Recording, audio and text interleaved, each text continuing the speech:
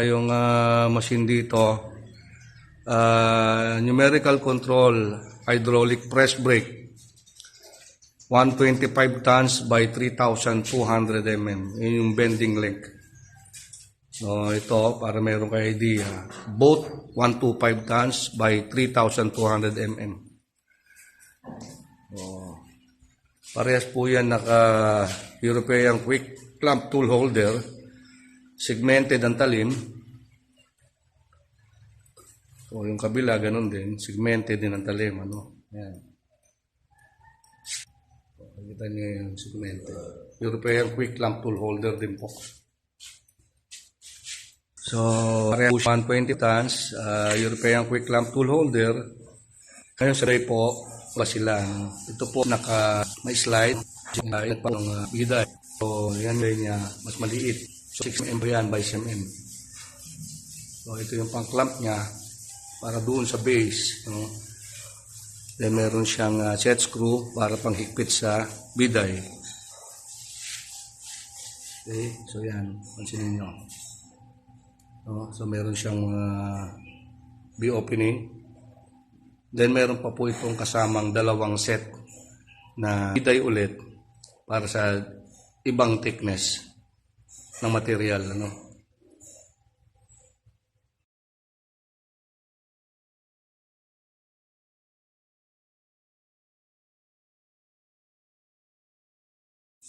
So, ayan po. Ngayon, nakaputol din po yung biday mo. Segment po rin yung biday, ano? Kasi naka-slide lang naman yan, papunta dito sa base mo. So, ayan. Talim po, ganun din. May segment din po yan.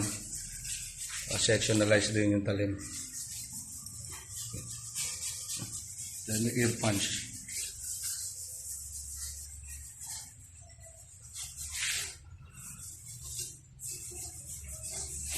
And sa finger po, sa back gauge, meron kayong 4 na piraso. Yun, 4. Sa back gauge. No? Then dito naman po, sa kabila, ang biday naman niya is multi-biday kung tawagin. Ano? Ganyan naman po design ng multi-bid. Then ganyan naman po style ng clamping. Doon sa paghihigpit sa inyong biday. No? Meron po siyang lahat ng sides ay may mga B-opening na. O ganoon din po, naka-segment din yung top tool nyo. Pero ang biday nyo is isang straight po yan, 3.2 meters ang haba.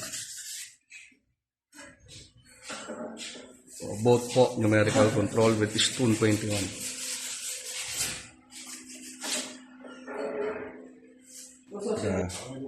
As ito po meron ding 4 na finger sa back gauge. Ayan, 4. So, may 4 din siya. Then meron kayong front support. Both po yan. Ayan, 2 front support. So, ito po yung pagkakaiba ng isang 125 tons at saka itong isang 125. Meron kaming nakaganon na biday, no? And ganitong multi-B. Ito po, pag binaligtad nyo to, mayroon tong kadena rito para iikot nyo lang ito. Para mayroon gustong kayong ibang B-opening na gamitin. Ano? Pag angat nyo ng ram, sasabay po ito, angat. Then, ikot. Unlike po dito, pag gusto nyo magpalit ng B-opening, i-slide nyo lang po yan. Luluwagan nyo yung set screw. And then, i-slide lang ito. Pihit nyo po kabila kung yun gusto nyo yung kabilang side, pasok nyo ulit. So yun naman yung purpose nito. So yan po yung 105 tons available ngayon, no? Na meron tayong sa multi-B and meron tayong nakagano na with rail sa biday. So, both 125 tons. With regards sa price po, halos same lang rin naman siya. Depende po dun sa inyong application ng trabaho nyo. So, yung iba mas gusto ito, iba naman gusto yung ganon. Depende po sa trabaho nyo. So, yun po, 125 tons by 3,200 mm bending length. So, to be safe po, ang capacity nito So yan po. Ating 100 pesos ang tuwan. Sa mga po dyan, ayan.